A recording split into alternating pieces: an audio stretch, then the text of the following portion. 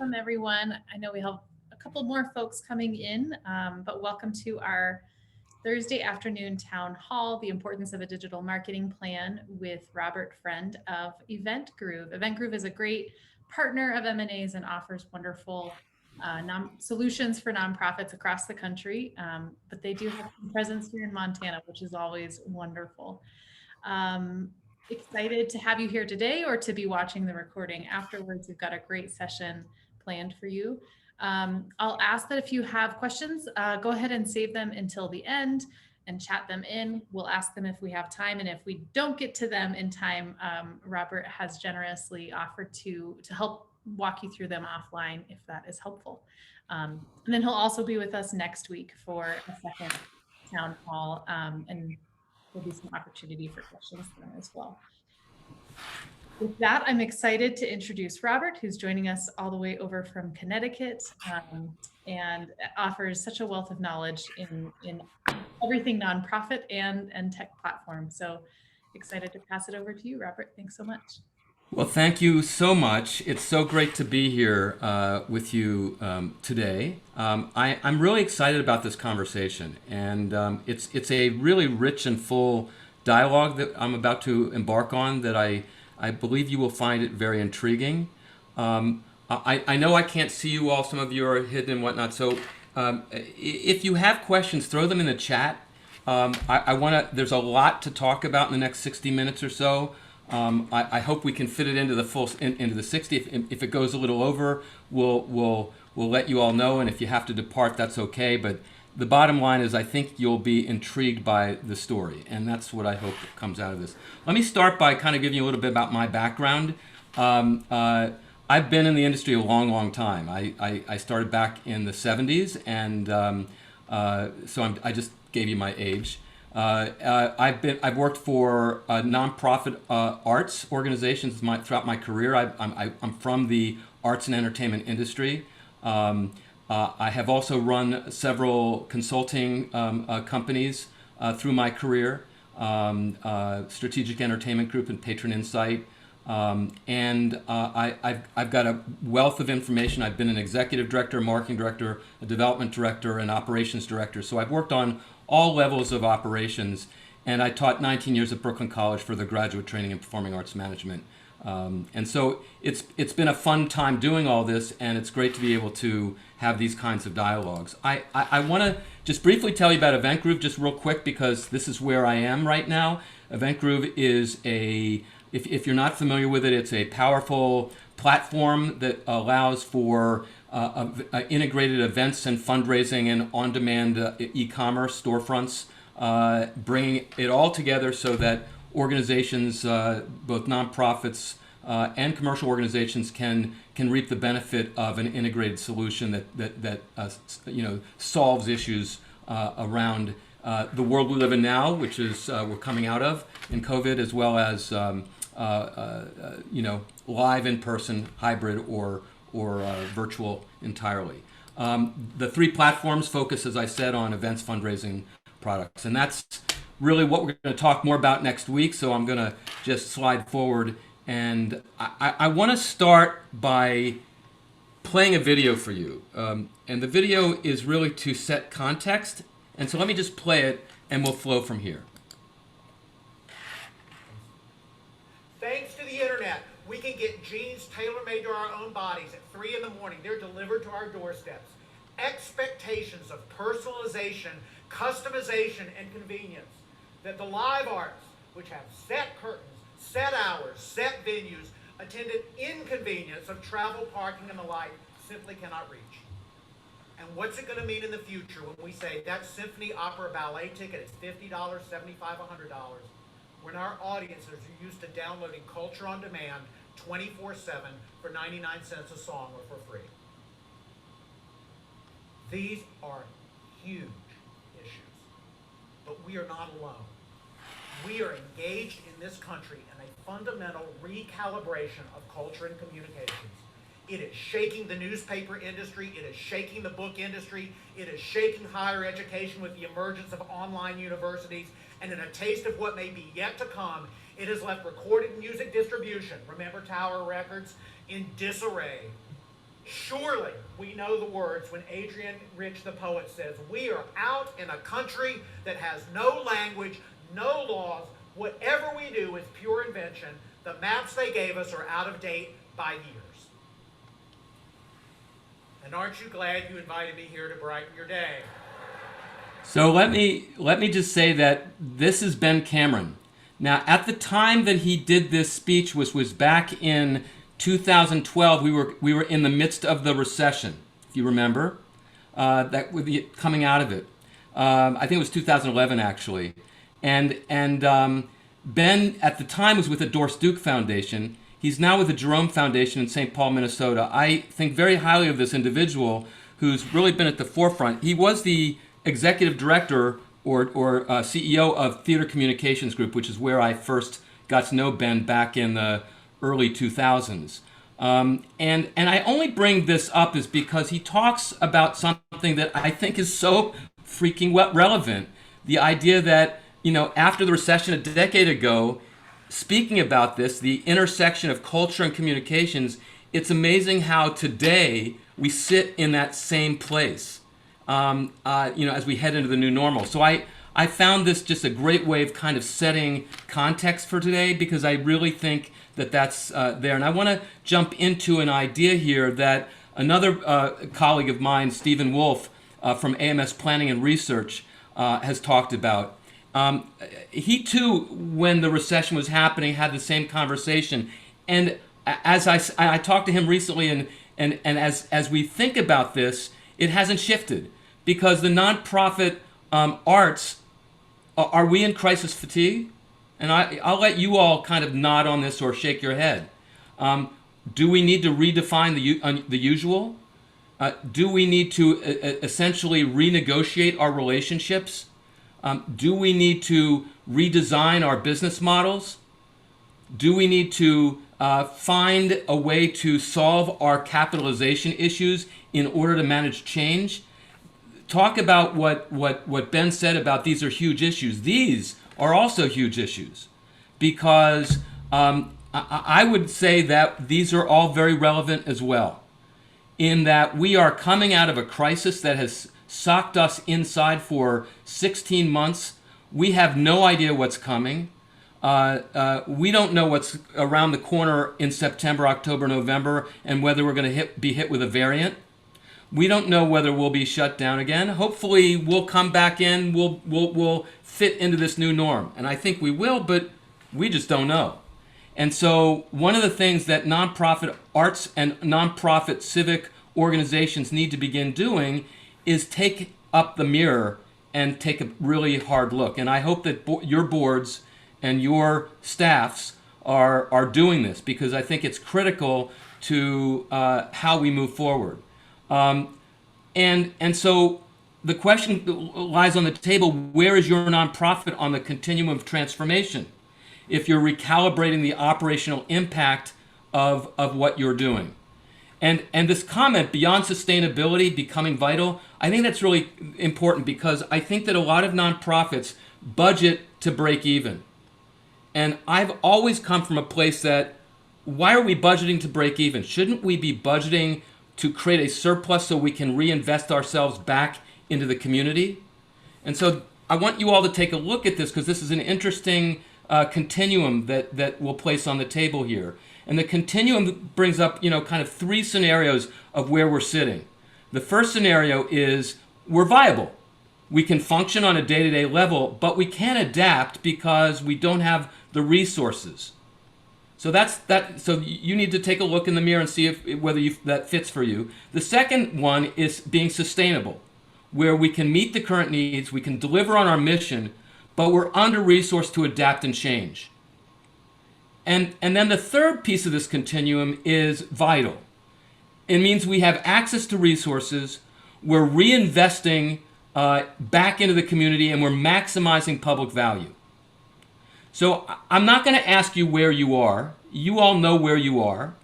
And we can have that conversation perhaps a little bit next week.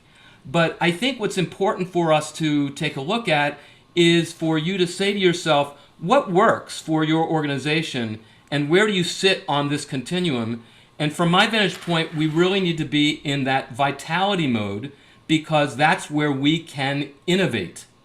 And clearly, right now, presently, as we move through and out of this pandemic, knock wood, we are in a high need to innovate, and we are in a great place. I've listened to a lot of post-pandemic, panels of fundraising professionals and executive directors talking about what's going on. And one of the things coming into this is what a great opportunity COVID has been for us, particularly from a marketing standpoint, because it's allowed us to, it's forced the marketplace to go digital.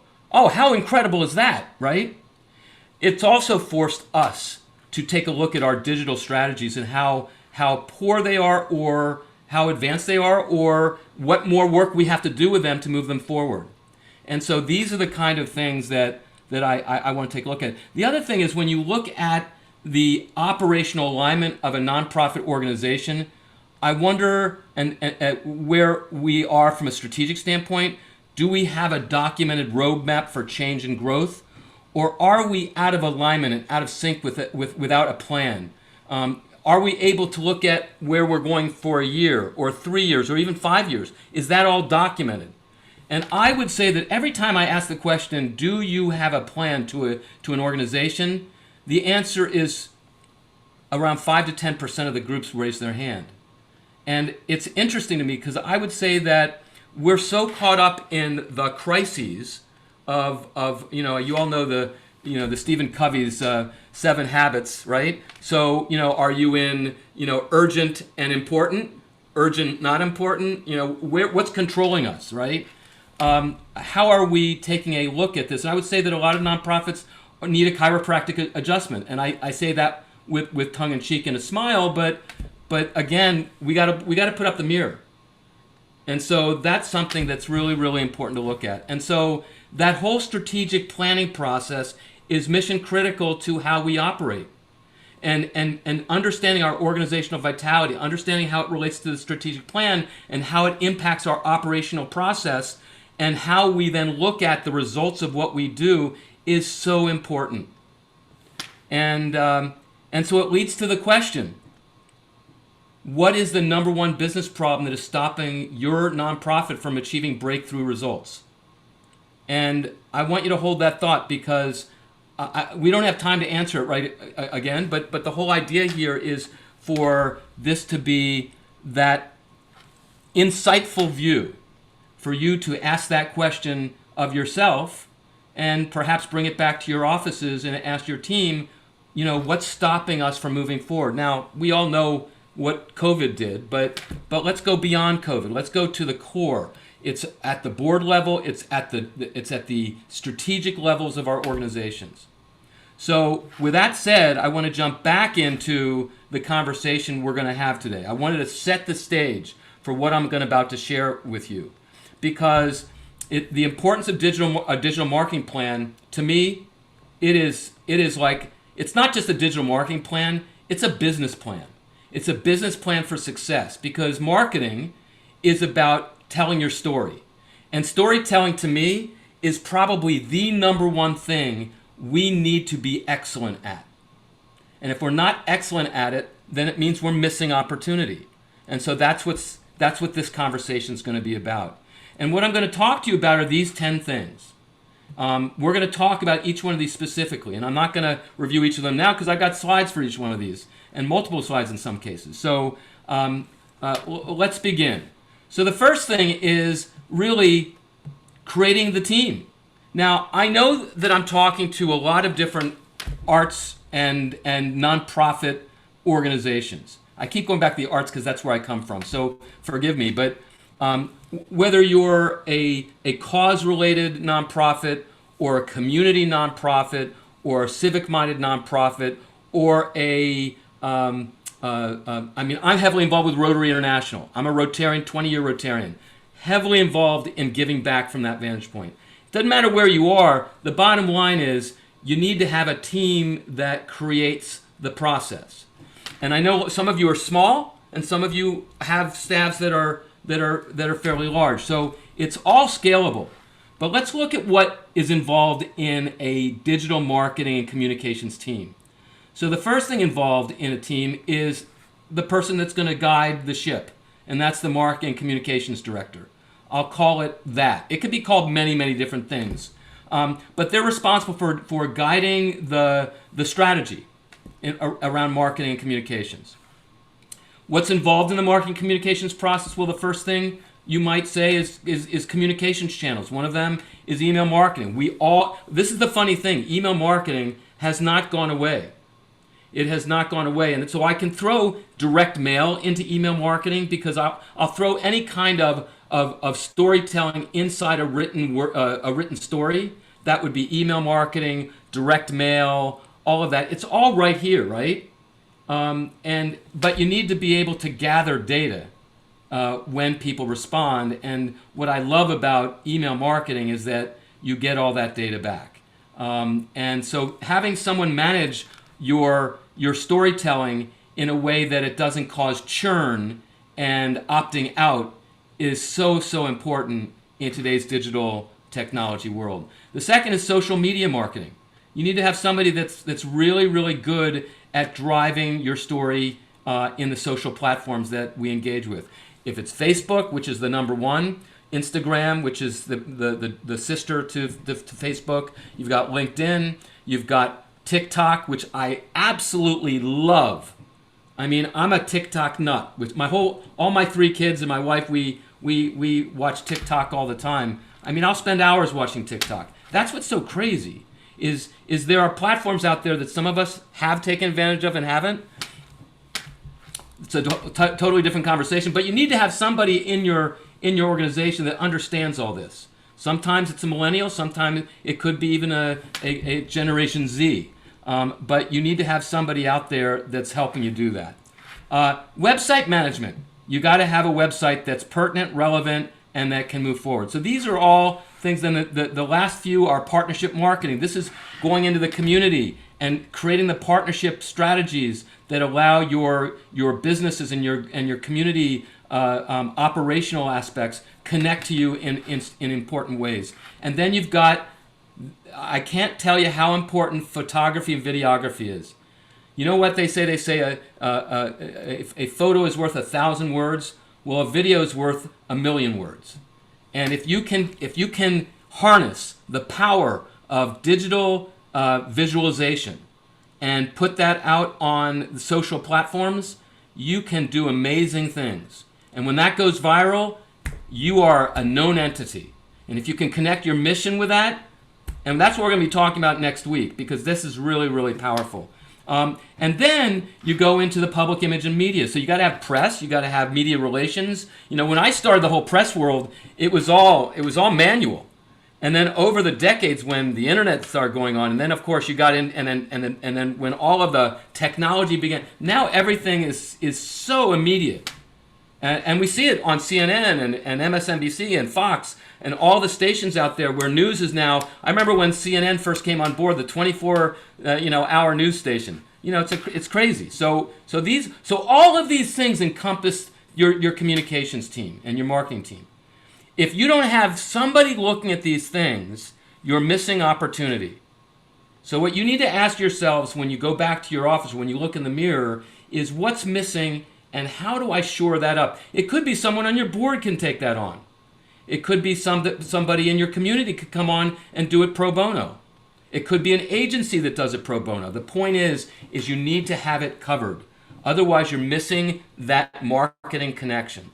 So now the second thing that you need to look at is what we call your goals and objectives. And it's all around, the purpose.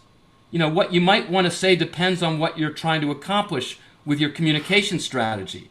You might be concerned with one or a combination of the following: becoming known or better known in the community. I mean, a lot of people say we're the best kept secret in Bozeman, right? Educating the public about the issue your organization addresses. Recruiting program participants or beneficiaries.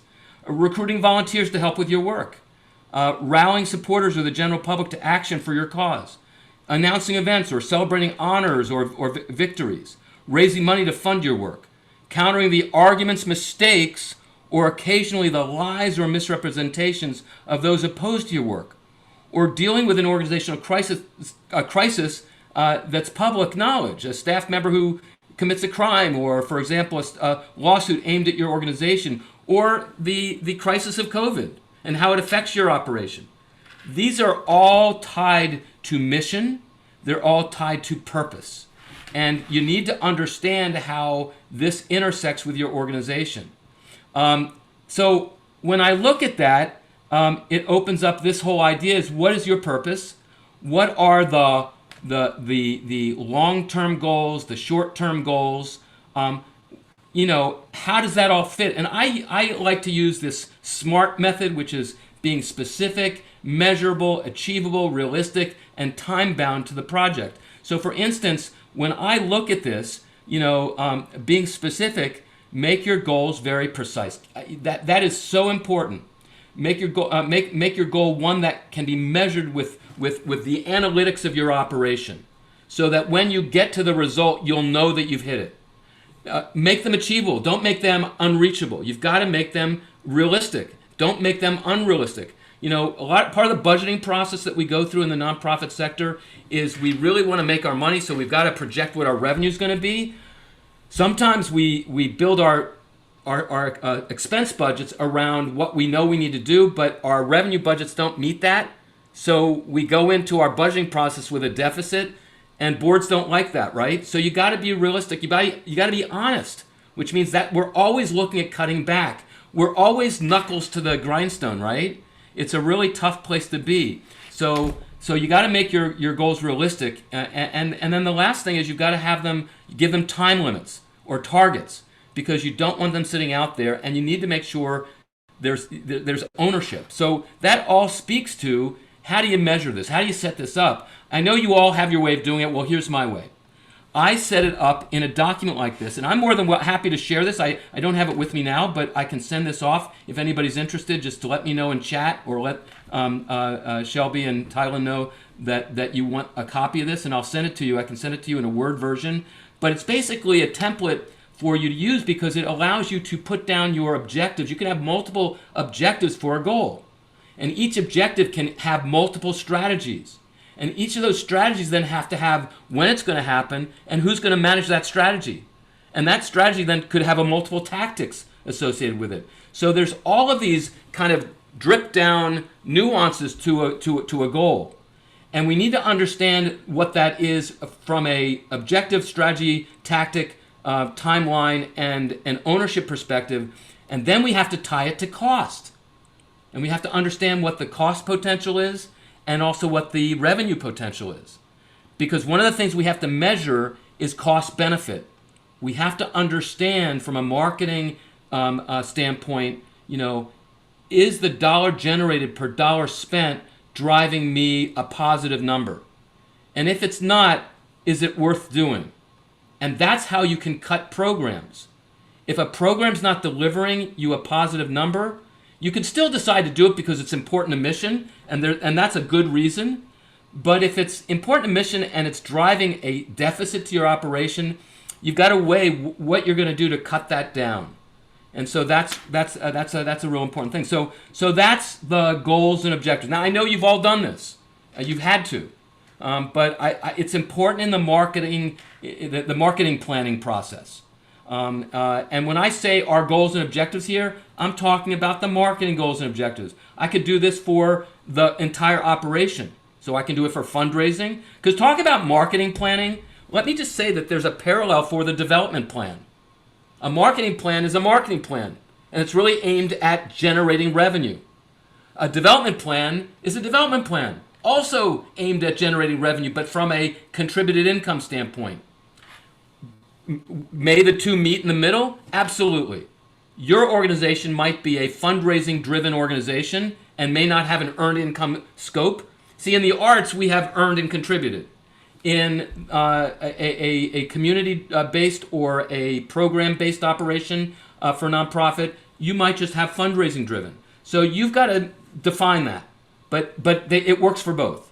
So hope this all makes sense. Now let me jump into the next area, and that is identifying priorities, and identifying and prioritizing your audience or your customer or your patron through data segmentation. So now we're moving to data. So data from my vantage point is king. It is probably the most important thing because we need to know who we're trying to reach. Knowing your audience makes it possible to plan your communication logically. You'll need different messages for different groups, and you'll need different channels and methods to reach out to those groups. There's an old adage called tribe marketing, where within a community, there are disparate groups of people. And the way I talk to this group won't understand that. So you have to do what I call match the pitch with the prospect. And if you can do that effectively, it means that what I send out to this group will generate and resonate and ultimately deliver a response, a return that is a high level. And if I can do that with each of my constituent groups, that means, or each of my tribes, then that means I'm maximizing my return on investment. So that's important. And there are many ways to think about your audiences and the ways that they could best be contacted. So you need to ask your question of what groups you'll focus on, and you can group people according to the number of characteristics. So there's lots of characteristics. There's demographics, basically the statistical information about people such as gender, age, ethnic, racial background, income, etc. There's geography. You might want to focus on a whole town or region, or on one neighborhood, or on people who live near a particular geographic or man-made feature. You're going to look at employment, interested in people who are in a particular line of work, or in people who are unemployed. You want to look at health. Your concern might be with people at risk for or experience a particular condition, high blood pressure perhaps, or diabetes, or you might be leveling a health promotion effort. Eat healthy, exercise regularly. All of these play into community conversations, but that might be an area that you're going to segment on. Or behavior. You may be targeting your message to smokers, or, for example, your youth-engaged issues like violence or things of that nature. My son, he vaped for a while. I mean, my wife and I were going nuts. I'm sure some of you have dealt with that. These are things that, we have to deal with as communities. Or attitudes. Are you trying to change people's minds or bring them to the next level of understanding based on what your organization is doing? So that's real important, and you need to pick your channels on that. Another aspect of the audiences to consider is whether you should direct your communication to those whose behavior, knowledge, or condition you hope to affect, or whether your communication needs to be indirect. Sometimes in order to influence a population, you have to aim your message at those to whom they listen, like clergy or community leaders or politicians. So, you've got to really think about all the avenues of that, right? So with that comes a couple of ideas. So customer segmentation is data-driven, and you got to find that predictable pattern in your target audience. So really understanding that target. So who are you trying to reach? Who's your primary and secondary audience? And so I just threw out some ideas here for you to take a peek at. Who's your primary audience? Major benefactors, annual fund donors, sponsors and corporate donors, business community leaders, high wealth scores, donors with net worths of $5 million with an annual capacity of $100,000, mission-focused community stakeholders, board contacts and relationships, and then your secondary audience could be community business owners and employees, et cetera, et cetera. So you see all these. You just need to write them down. You need to understand what they are, but I'll take you to the next level because it's really cool. The next level goes to the idea of what I call PRISM. I don't know if any of you know about PRISM, but it's a group of 14 different market segments that are broken down into 66 actual segments, consumer groups of 14 different groups that break down into these 66 segments that really tell a story. And each one of us fit into one of these. You'll get a kick out of this. So you've got urban uptown, elite suburbs, inner suburbs, and I guess out in Bozeman and Montana, maybe it's rustic living, maybe it's a country comfort, maybe it's middle America, maybe it's middle burbs. It depends on where you are, because all of these fit within Montana, all of them, in some way or another. And what I can get from these, if you go to Nielsen, Prism is a Nielsen company, or Claritas is actually the name of the company that drives Prism. And you can Google Claritas Prism, and you'll find it. It's really easy, and you can literally look up your zip code, and it will literally show you what kind of cars you own in that particular group. What kind of house you live in, and it's pretty good in terms of picking who you are. But these are the different 66 lifestyle selectors that are out there that you can data segment. Now, if you have a CRM and you're able to append your database with these things, it would be amazing for you to understand how that all fits. So you've got Upward Bound, or Country Casual, or Blue Chip Blues, or Young and Rustic, or American Classics. And all of these have distinct understanding of the data segment. So I'm just giving you an example, a taste of what's out there in the segmentation. These are all great tools for us out in the marketplace. Data is absolutely critical. So, and jumping into the next side of this is the idea of creating something called personas. So a customer persona is basically a reliable and realistic picture of your core audience. And you have to define what that is. So I got 3 examples for you today. I'm going to give you 3 examples just to kind of take you through this. So the first example is this one here. It's called the Young Community Professional. Now, I would call this maybe a millennial. And if you look closely at this, you can see everything about her. I've identified her goals. She's goal-oriented, outgoing, positive, loyal, intelligent. She's 25 to 35 years old. She's a management professional. She's a mid-scale single before she marries. She's a metro mix. She's mobile. She's a mobile adult, a recent college graduate. Her prism is up-and-comers, upper mid-scale, younger family mix. She's an extrovert. She is a feeler in terms of she comes from her emotion. She's intuitive. She has frustrations and fears. She has fear of debt. She's fear of starting a family and change. Her preferred channels are online and social. She loves being referred to things. You get the idea, right? Here are the brands. She's a VW, Panera Bread, Gap Kids, College Hockey, Southwest Airlines, ESPN Class. You see where I'm going with this? When you start identifying people, the brands, and start identifying people with fears and emotion, you've changed the game.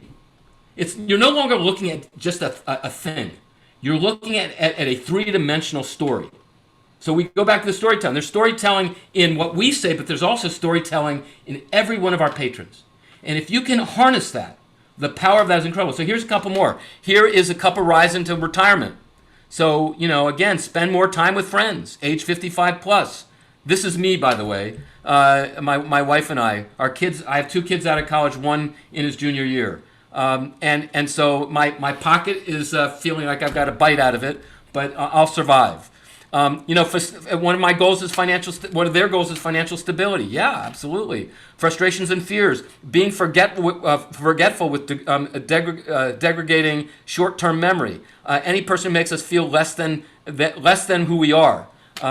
Keeping up with changing technology, right? That's a big one. So again, great examples here. Here's another one. This is a family man in prime of life. So 45 to 55, executive, married late with children, comfortable with suburban subdivisions, a boomer still raising children in a comfortable environment, et cetera, et cetera, et cetera. So again, the idea here is you're getting a sense of these. And I want you to understand that this is really critical to your story. Understanding the story of your people, of your patrons. So let's move on to the next item, and that is really, what is your story? So prioritizing and preparing messaging and content strategy is absolutely mission critical to our marketing plan. So, and this is true in the social and platform world, but also our world. So I'll jump into storytelling. The key question is as you build your messaging, is what are the issues that are most important to targeting your audience? What are the things that you think will connect with them? You got to listen to them too. So holding focus groups is not a bad idea. What are the frequently asked questions from the people that care about you? So listening to them, important. What does your target audience need to understand that they're not getting? You can only get that if you listen. What actions should your stakeholders take, or how should they respond to you? And this goes to the brand essence, your brand essence. Now, I don't know if you've all dealt with a brand pyramid. I don't know if you know that. At the top of the brand pyramid, the very tip top of the brand pyramid is something called the brand essence. So everything you do, everything that exudes from who you are, if they get that thing at the end, that brand essence, it means they get you. And everything that you've done up that ladder of that pyramid all relates to how you're talking to the community that you're touching, and that's your goal in your brand marketing. Brand is so important to who you are, and it's a whole nother conversation. I could do a whole session on brand. So then we go to craft the story. So stories are built on conflict. So think about storytelling. You know, you've got you've got your tension and you've got your I'm forgetting the word, but you've got that conflict in there. That's what makes it interesting, because that's what people want to know about. So what is your conflict in your organization? Because good conflict and good stories drive call to action. So you can go to any nonprofit. Well, the conflict with cancer, right, is people not surviving, or even COVID is not surviving. So there's a call to action around that. People are, you know what, I will tell you, my Rotary district delivered 5 million masks to the entire northeastern quadrant of the United States. We got a donor that delivered $800,000 worth of masks. He had them shipped from China. We found a need, we found a way to do it, and we delivered it, and we told a story, and we had a truck wrapped with our message that traveled throughout New England, going from club to district and club to club, Rotary Club to Rotary Club, and then they went out in the community and delivered those masks to nursing homes and small organizations that never had a chance at getting the resources that were out there, particularly at the beginning of the pandemic. So that's an example. You can think of your own examples. So that's the messaging part. So I just want, now you go to the next step, and that is the technology. If you don't have the technology internally, if you don't have the customer relationship management tool set to do what you need to do, then you're missing the ability to aggregate the information. So whether it's Salesforce or HubSpot or Razor's Edge or Tessitura or Donor Perfect or Bloomerang, and there's many, many, many others, you need to have a repository that you can push this data into. And this is so, so critical to the process. So I'm just going to say that and leave it at that, because it's there. So the sixth item is identify and prioritize your communication methods and tools. So you need to understand, what are my written, oral, and digital interactions, and what are the intersects, and what are my four main methods of communication. So I just threw down a bunch, and I broke it down by those three quadrants. What are my written areas? Printed publications, media, leaflets and flyers, newsletters, surveys, signage. And then the oral is my radio, podcast, speeches, meetings, service events, fundraisers. And then my digital, my website, social, viral meetings, SMS, vlog, which is video logs, email marketing. So these are all really, really great tools. You got to find at least 4 ways you're going to communicate, minimum. You could go more than that, because it's all about the mix. Because somebody might hear my story on the radio, but they may not do anything. And then they might get something in the mail or get an email, and they still might not do something. But then they might get a text message, or they might get my direct mail piece, or they might get my social. And that might be the trigger that gets them to hit the button. And so you need to understand what that is. In a few minutes, we're going to talk about the customer journey, which to me is really the end result of the marketing plan. So now we go on from there to identifying and executing your programs and materials. So you need to create an inventory of what you're going to do for the year. So this doesn't mean do it by the shotgun, by the hip every month. You need to have a plan. What is my marketing plan for the year? What am I doing? And I assume you're all fiscal year from June to July to June. Some of you might be January to December, but you need to map your year out well before your year. In fact, I like to have an 18-month calendar for my year, because I'm doing stuff 6 months before my year, planning for my year. And in fact, if I'm spending any money before that year, it's going into a deferred GL number, because I'm going to account that spend against the next fiscal year. It's called deferred expense. You people that deal with finance know what I'm talking about. So here we are. We're going to create these collateral materials, and here's an example of some. So whether it's a weekly newsletter or a brochure or a banner or a story and impact campaign or a weekly business insight communication or a special retargeting campaign on social, all of these things have impact. And you can see that I've broken it down by project and then by target audience and then by the key marketing objective and then the format and then the output and then the quantity and then the communications channel and then when it starts, when it's due, what the distribution period is, and any notes associated with that. And so you can make that up on your own, but you should be doing this. And it looks like something like this. So, actually, I guess I don't have that. So that's it. I think I have it in a second here. So you're going to aggregate all of your communications program and create a budget that covers all the costs associated with the materials to support everything that you put up.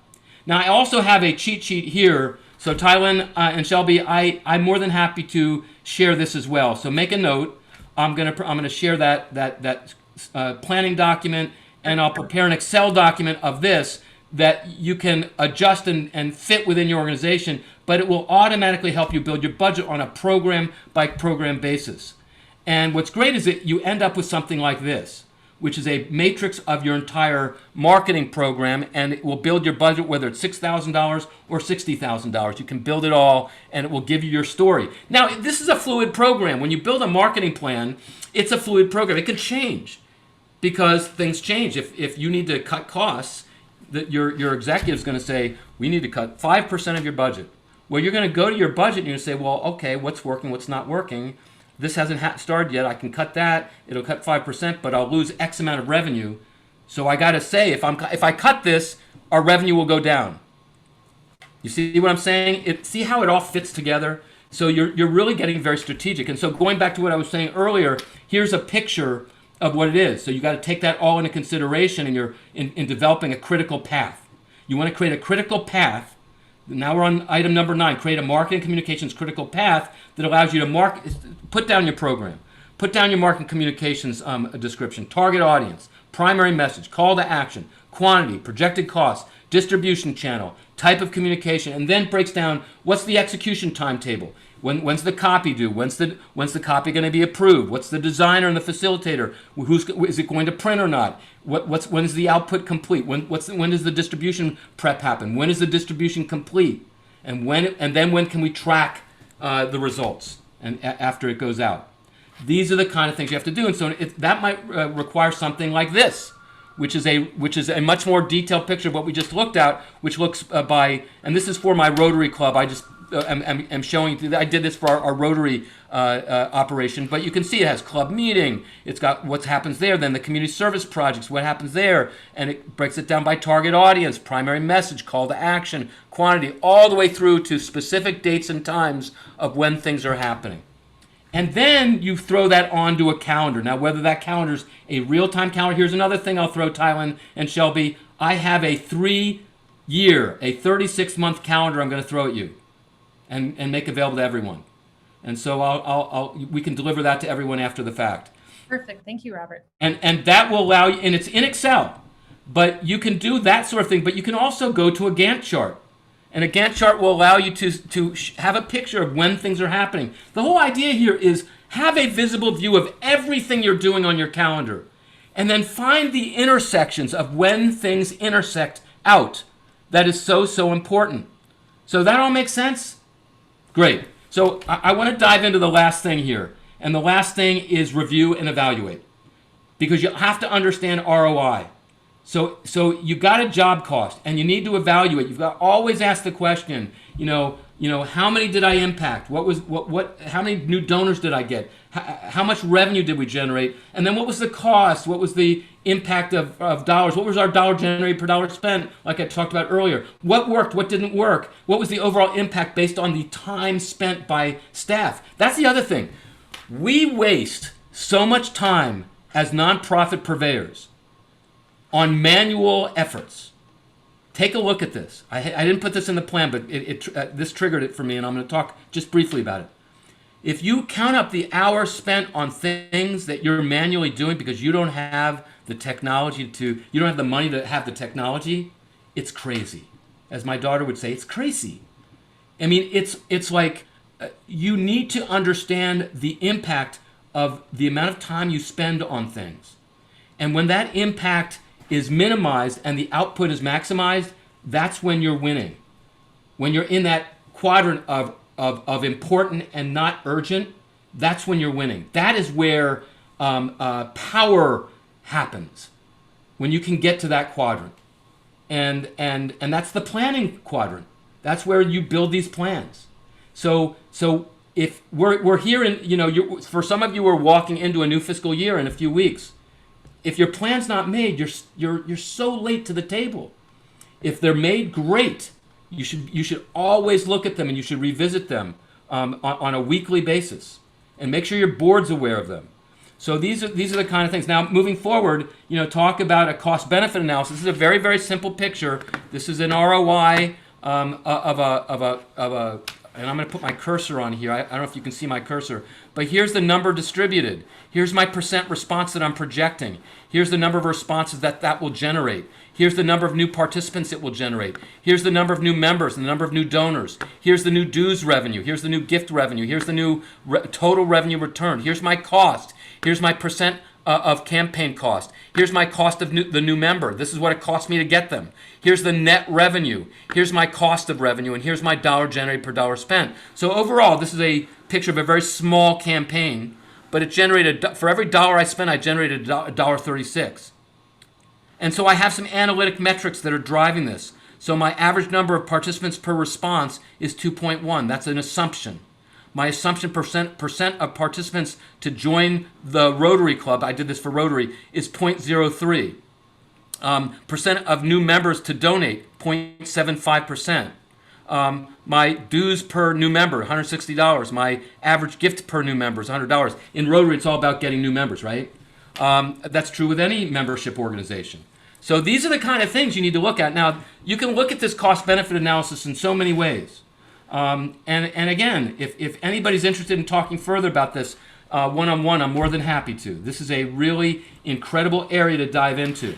So I'll come back to the deck, and we'll go into the next slide, which is talking about, once again, the overview, what we just went through. That's it. What we just went through is the process that's involved in developing the plan. And so I want to jump into a couple other quick things. We've got about 15 minutes left, and I think I can drive through the remainder in less than 15 minutes. I want to start by talking about something called the plan itself. Here's your blueprint, your executive summary. And I'm going to provide this to you as well, your description of your organization, your situation analysis, your market analysis and research, your customer profile, your competition, your direct marketing strategies, your social media, digital ad and promotion strategies, and then your projections and evaluation, your financials. That's the marketing plan. This is what it takes. And I have an example I'll show you at the end that will give you kind of a pause. I mean, I have folks that I've worked with and consulted for that have made plans that are enormous. I've made plans that are enormous. We're talking about 100 plus pages. It's not about the pages, it's the content. And it takes time to put that together. It's the strategy. And so it all boils down to this idea that we're all about the customer journey. I want to talk about the customer journey because this is so important. Because we start out talking to people that we don't know, and then they become known users, and they engage with us, and then they become a repeat engager, and then they become what I call an advocate, an evangelist. And that's what we're all after, right? And one of the things let's step back a second with me. There's something called that I love. No, the heart is there on purpose, and that's called random acts of kindness. Within that very overview, there's an extremely important parallel journey at the heart of the customer journey, and that is random acts of kindness. Now, you all know when they happen for you.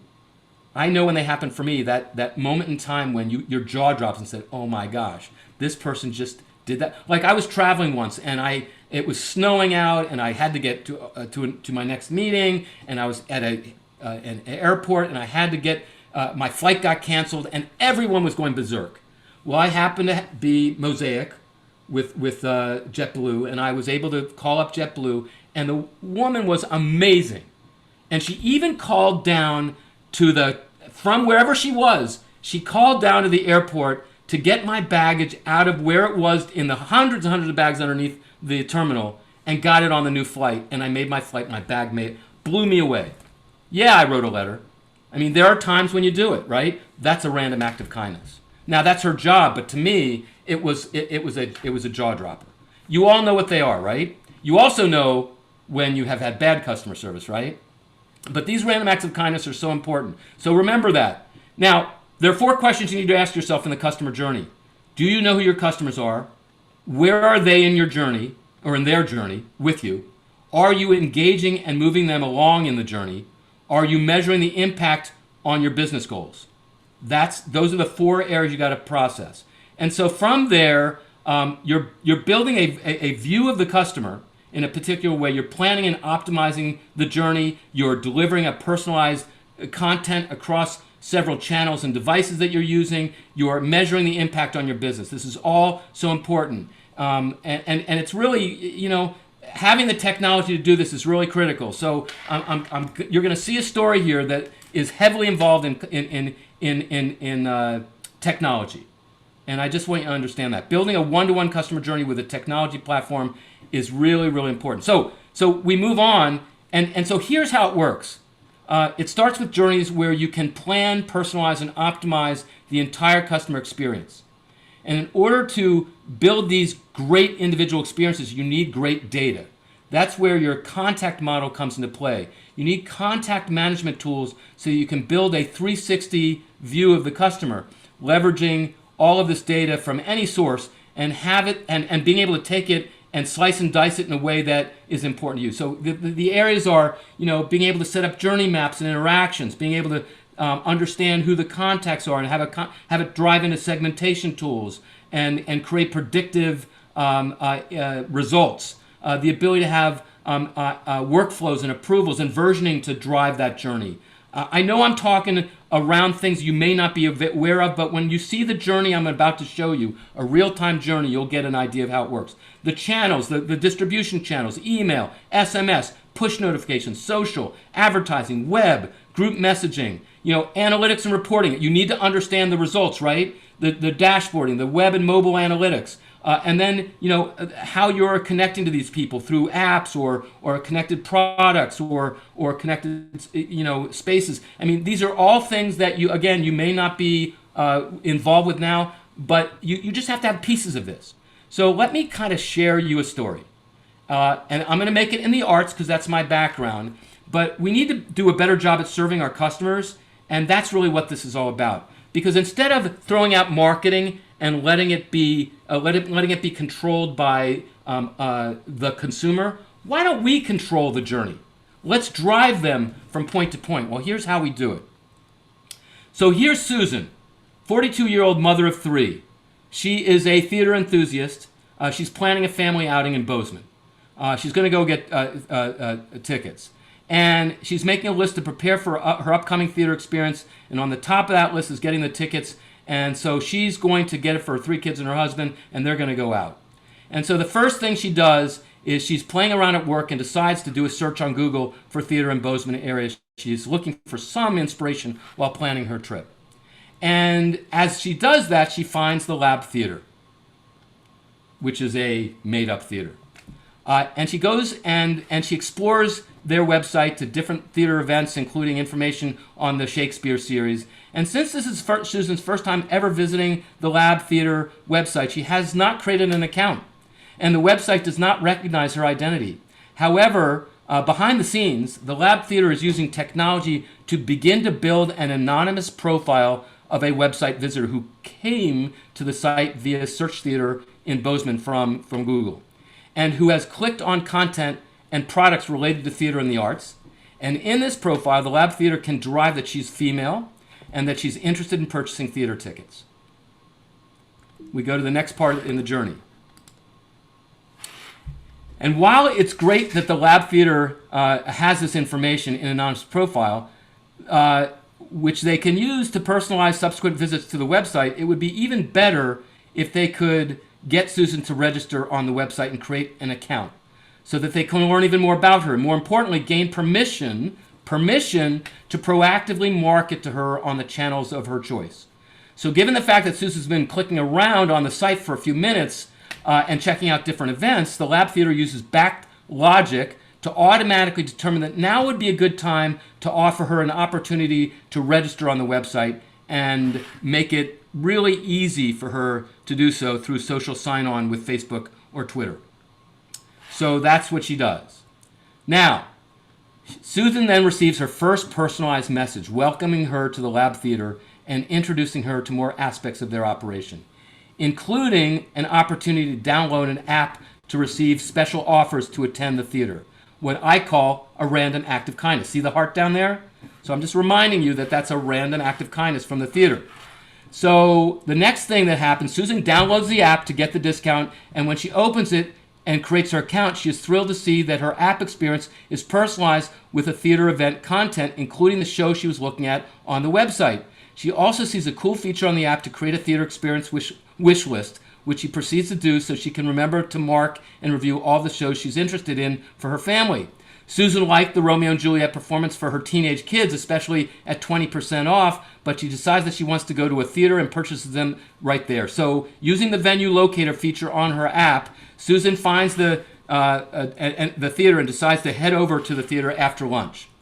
So she goes over to the theater, Susan heads over, she purchases the tickets from her family, runs back to work in time for her next meeting, and later that day, Susan checks her personal email and sees an email congratulating her on her first purchase to the Lab Theater, to her personal account, per the preferences she indicated when she first registered. And Susan opens the email confirmation to make sure everything is correct, and inside the email she finds great recommendations to other events and performances that are on her theater wish list that she hasn't yet purchased. And the performance date finally comes, and Susan and her family enter the theater, and upon entering the venue, Susan receives a push notification on her iPhone from the Lab Theater mobile app welcoming her to the theater and prompting her to go to the bar and pick up a special offer, free drinks for the entire family. Susan heads, see the heart? Random act of kindness, right? Susan heads over to the bar, picks up the special offer, free drinks for the entire family. Susan, she gets it. She loves the service, the special treatment. Her kids are really impressed with Mom. They think she's really cool, and they think the theater's cool, and they haven't even seen the production yet. Romeo and Juliet hasn't even started yet. The show's over. Everyone loved it. Susan and the family go home. She immediately goes online and posts to all her friends on Facebook that she had a tremendous experience with the Lab Theater and urges everyone to go to the show, posting a picture of her family at the theater. So let's review Susan's phase 1 of the customer journey acquisition. So the first thing that happens is the Google search. And the website explored, and she's a known user. She creates an account. She gets a personalized email. She receives a special offer. She then gets her first purchase. She receives a reminder email. She attends the event. She gets free drinks. She sees the show, and she posts to Facebook. That's the journey she's been on this for, but it doesn't stop there. We go to phase 2 of the journey. Here's what happens. Prior to the performance, the Lab Theater ran an ad with a special offer promoting Romeo and Juliet and the Lab Theater to Susan's Facebook friends on the heels of Susan's Facebook notification.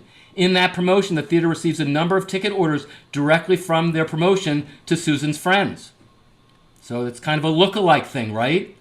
And then, as Susan and her family are walking out of the theater, they receive an email in their inbox thanking them for attending that evening's performance and suggesting that they check out the next production, the scheduled 12th night.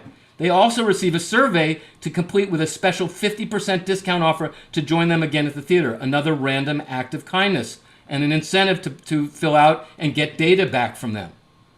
So Susan makes her second purchase to the Lab Theater, decided to bring her family to 12th night. And Susan, after the Lab Theater performance, they send her and her family a special offer to become a formal member of their community. So they want membership. So now, see how they're driving it? They're stepping it forward. Susan immediately joins and receives another special discount with her new member benefits and purchase tickets to their holiday musical Les Mis, Les Miserables.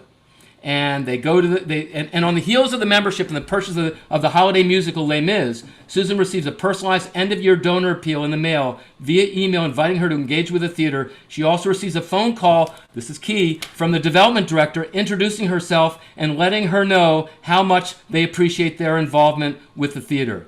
And the development director has done some research through their integrated wealth engine subscription inside their CRM that shows that Susan and her family have a capacity to give at a high level. This is the beginning of another level of personalization engagement with Susan and her family. Susan contributes $500 and now is a core member of the theater-going community and is being cultivated for a series of major gifts for the 21-22 season.